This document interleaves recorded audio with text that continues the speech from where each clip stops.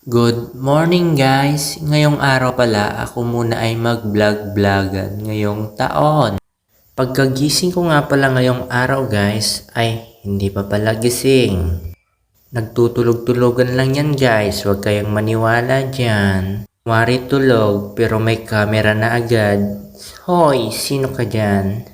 Aga nga pala akong nagising dito guys kasi dumating na daw yung magpipintura ng bahay at yung mga gumagawa ng spandrel.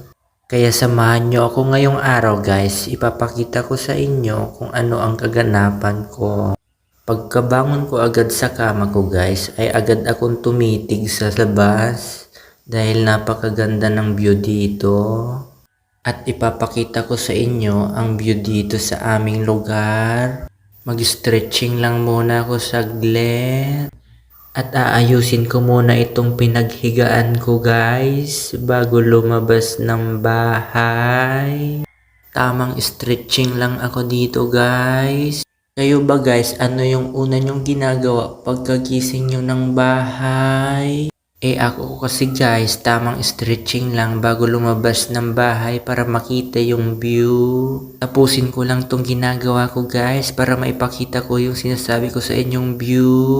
Bakit hindi mo na lang kaya ikat para matapos na yung video? Syempre guys, ipapakita ko muna sa inyo na masipag ako.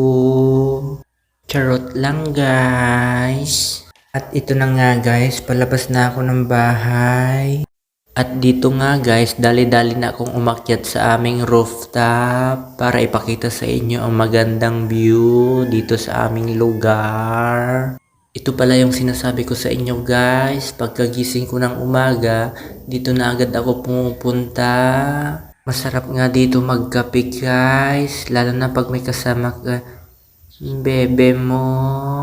Napapalibutan pala kami dito ng bundok guys. At dito guys, kinakabit na yung mga alulod sa aming bahay. Sa inyo ba guys, ano bang tawag sa inyo dyan?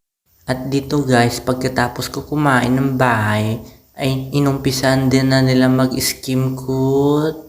Bali, kontrata po pala lahat ng mga nagtatrabaho dito sa aming bahay para mas mapabilis ang paggagawa nila.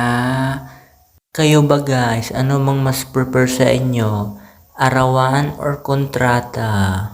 Bali, 2 patong nga pala guys yung skim coat na ilalagay. Dahil magaspang siya, mabibilis naman silang gumalaw guys. Kita nyo naman sa video.